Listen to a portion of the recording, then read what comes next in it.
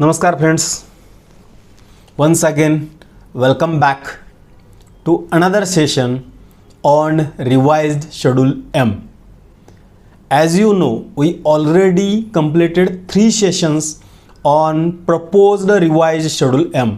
However, I got many calls on the revised schedule M. जैसे ही government ने revise schedule M publish किया, बहुत सारे लोगों ने मुझे कॉल किया कि सर इसको कॉम्प्लाई कैसे करना है, इम्प्लीमेंट कैसे करना है, कब से करना है, कैसे करना है और क्या क्या करना है। और दूसरा सबसे बड़ा सवाल यह था कि हमने जो पहले 3 सेशन किए इसमें और नए सेशन में क्या अंतर है, या जो पब्लिश हुआ इसमें क्या अंतर है। तो don't worry, here I am going to answer your all questions.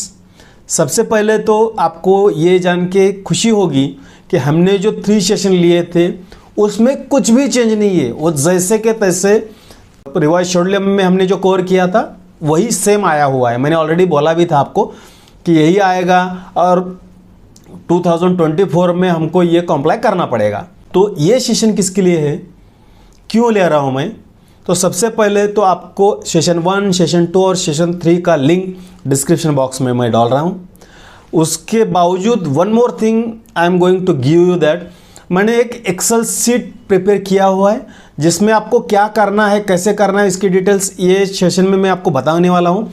वो एक्सेल सीट भी आप डाउनलोड करके सीधा डाउनलोड करेंगे तो आप अपने फैक्ट्री में इंप्लीमेंट कर दो उसको कैसे करना है।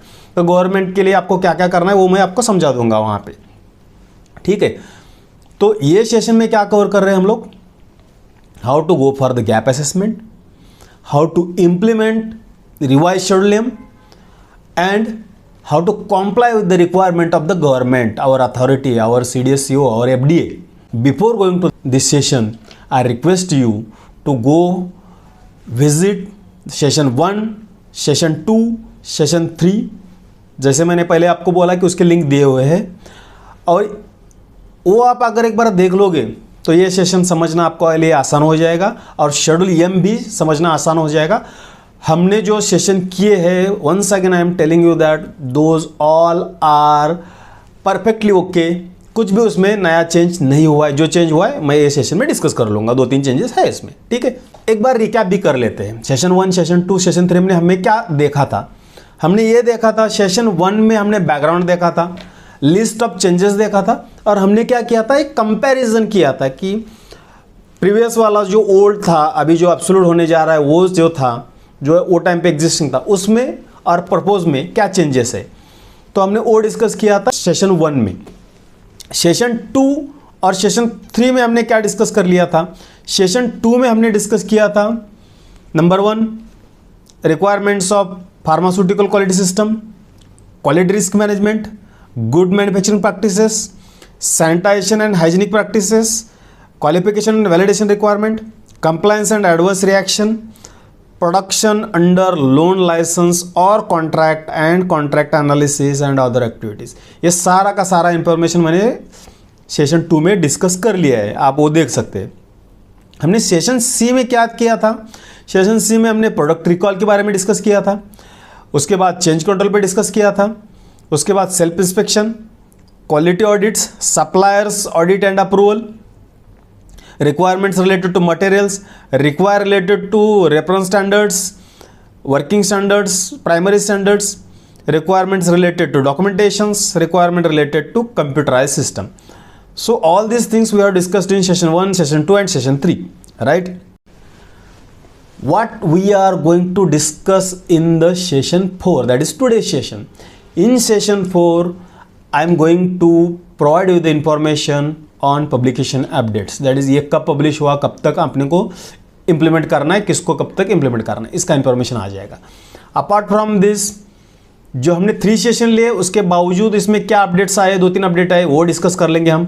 गैप असेसमेंट कैसे करना है, इम्प्लीमेंट कैसे करना है, ये सारी चीज़ें हम लोग ये सेशन में सीखने वाले। So let's go for it.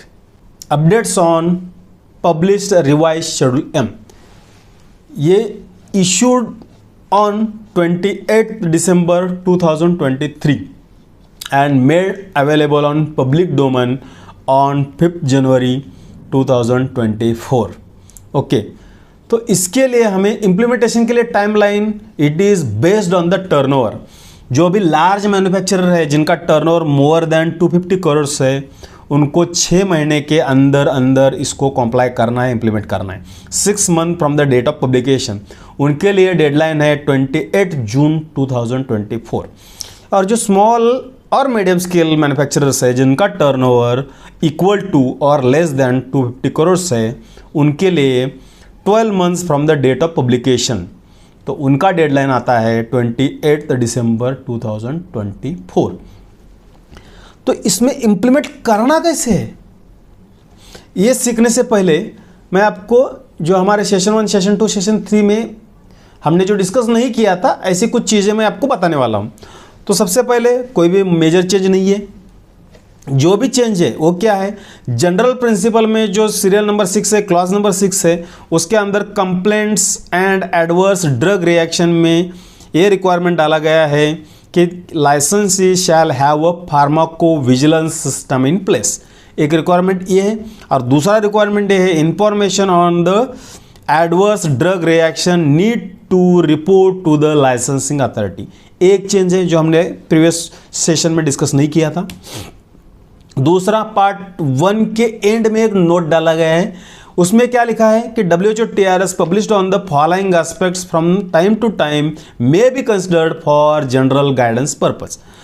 तो क्लियरली ये बोला है कि आप WHO TRS जो भी रेगुलर करंट WHO TRS आएगा वो आपको यूज़ करना है, उसको आप फॉलो कर सकते हैं। किस किस एरिया में, air flow directions, air filtration standards, temperature humidity related requirements, requirements related to pharmaceutical water, जो पानी हम लोग प्योरीफाइड वाटर यूज़ करते हैं, जो भी फॉर्मुलेशन में यूज़ हो रहा है, API में यूज़ हो रहा है, उसके क्वालिटी स्टैंडर्ड्स क्या होने, उसका टेस्टिंग स्टैंडर्ड क्या होने, उसके लिए जो भी रिक्वायरमेंट्स है WHO TRS में दिए गए, you can follow those requirements.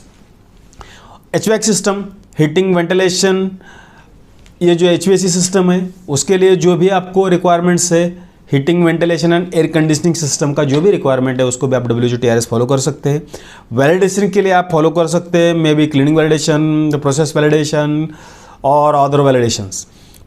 Packaging of pharmaceutical products, उसके लिए भी WHO TRS जो भी है आप उसको फॉलो कर सकते हैं। ये फ्रीडम दिया गया है क्लियरली हमारे शेड्यूल पार्ट 1 के एंड में ये नोट डाला हुआ है, ये एक चेंज है। उसके बाद पार्ट 12 नंबर जो है उसमें सर्टिफिकेट ऑफ एनालिसिस, COA के लिए गाइडेंस नोट दिया हुआ है कि COA में क्या क्या आना चाहिए। जैसे हमने पहले भी डिस्कस किया था कि COA में ये चीज़ें आनी चाहिए, जैसे कि प्रोडक्ट का नाम आना चाहिए, बैच साइज आनी चाहिए, बैच नंबर आना चाहिए, मैन्युफैक्चरिंग आनी चाहिए, एक्सपायरी डेट आनी चाहिए, मैन्युफैक्चरिंग डेट आनी चाहिए। तो ये सारी रिक्वायरमेंट पार्ट 12 में 11.3 के अंडर डाले गए हैं, अभी जो ड्राफ्ट में नहीं था इसमें आ गया है। और उसके बाद पार्ट 13 में 11.1 में सीरियल नंबर 3 में सॉल्यूशन प्रिपरेशन एरिया, उसका एक रिक्वायरमेंट वो स्टारल के लिए है, वो डाला गया है। इतना ही, मतलब ये 3 ही चेंजेस नए हैं जो ड्राफ्ट में नहीं थे। So you can follow all 3 sessions, we are still complying with all requirement. अभी हमारा पर्पज़ क्या है कि गैप असेसमेंट कैसे करें हम लोग, उसका प्रोसीजर क्या है और इम्प्लीमेंट कैसे करें। तो गैप असेसमेंट करने के लिए आपको सबसे पहले क्या करना है, identify your area of concern. जैसे कि आप फॉर्मुलेशन में हो, API में हो, अगर फॉर्मुलेशन में हो तो सॉलिड डोसेज में हो, लिक्विड में हो, इंजेक्टेबल्स में हो, पैरेंटल्स में हो, किस टाइप का आप फैक्ट्री में काम कर रहे हो आपको सबसे पहले आइडेंटिफाई करना है, उसके हिसाब से आपको गाइडलाइन फॉलो करनी पड़ेगी। उसके बाद क्या करना है, आपको चेक पॉइंट्स बनाने हैं, गैप आइडेंटिफाई करो, उसके ऊपर corrective and preventive actions define करो, रिस्पॉन्सिबिलिटी असाइन करो, टारगेट कंप्लीशन डेट्स प्रोवाइड करो। इम्प्लीमेंटेशन के लिए कापा करेक्टिव एंड प्रिवेंटिव एक्शन आपने इम्प्लीमेंट किया तो इम्प्लीमेंट करो, और इम्प्लीमेंट करने के बाद उसको रिव्यू करो। तो ये सारा एक्टिविटी करना कैसे है, तो उसके लिए मैं सिंपल सी बात बोलता हूँ कि ये जो टेबल है इसको फॉलो करो। ये आपके स्क्रीन के ऊपर जो दिख रहा है टेबल, हालांकि मैंने पहले ही बोल दिया कि मैंने एक्सेल शीट आपको लिंक में दे दिया है, यही एक्सेल शीट का फॉर्मेट है। इसमें देखो फर्स्ट मैंने क्या किया है, सीरियल नंबर दिया हुआ है। सीरियल नंबर में गाइडलाइन का पहला रिक्वायरमेंट है जनरल रिक्वायरमेंट का, ये है फार्मास्यूटिकल क्वालिटी सिस्टम। ये क्या है वो भी बताया मैंने, न्यू एडिशन है। और आपको आगे वाले ये जो 4 कॉलम है ये आपको भरने हैं। जैसे कि आप गैप आइडेंटिफाई करो, एक्शन प्लान करो, पर्सन के लिए रिस्पॉन्सिबिलिटी दे दो और टारगेट कंप्लीशन डेट आप फाइनलाइज करो। एक एग्जाम्पल के तौर पर यहाँ पे क्या है रिक्वायरमेंट है कि senior management has ultimate responsibility, role and responsibility should be defined and implemented in organisation. मतलब सीनियर मैनेजमेंट आपके यहाँ पे जितने भी है वो सारे लोगों के रोल एंड रिस्पॉन्सिबिलिटी आपने आइडेंटिफाई किए क्या, वो गैप है क्या, अगर है यहाँ पे मैंने एग्जांपल के लिए लिखा है कि role and responsibility of general manager quality not defined, तो एक्शन क्या है कि जॉब डिस्क्रिप्शन और role and responsibility of general manager to be prepared. कौन प्रिपेयर करेगा? क्वालिटी हेड प्रिपेयर करेगा। टारगेट कब तक है? टारगेट आपको ये ध्यान में रखना है, अगर आप स्मॉल स्केल में आ रहे हो तो आपके पास 12 महीने है, लेकिन आपको टारगेट कंप्लीशन डेट रखते वक्त ध्यान में रखो कि 6 महीने से ऊपर ना जाए। जिसको 6 महीने का इम्प्लीमेंटेशन है उसका टारगेट 3 महीने के ऊपर ना जाए। तो आप इस तरह से वो एक्सेल शीट को फॉलो करो और ऑल पैरामीटर का आपका एक चेकलिस्ट बनाओ और टू डू लिस्ट बनाओ, और उसके बाद आप एफडीए का कभी भी इंस्पेक्शन हो जाएगा तो ये गैप असेसमेंट उनको बता देना। और ये गैप असेसमेंट बताने के बाद वो बोलेंगे कि दिस इज़ एक्सलेंट जॉब, आपको उसके रिलेटेड डॉक्यूमेंट्स बना के रखने। This information will provide you good information to implement comply with GMP requirements. I am damn sure अगर आपने इतना कर लिया तो आपका कोई भी शेड्यूल रिलेटेड रिक्वायरमेंट है, कोई भी अथॉरिटी आने दो एफडीए से, और वो अगर पूछे तो आपके पास एक गैप असेसमेंट का जो मैंने एक्सेल शीट दिया उसका प्रिंट आउट निकालो, उसके ऊपर एनेक्जर 1 2 3 4 5 6 7 8 जो भी है उसका एक फाइल बना कर रख दो।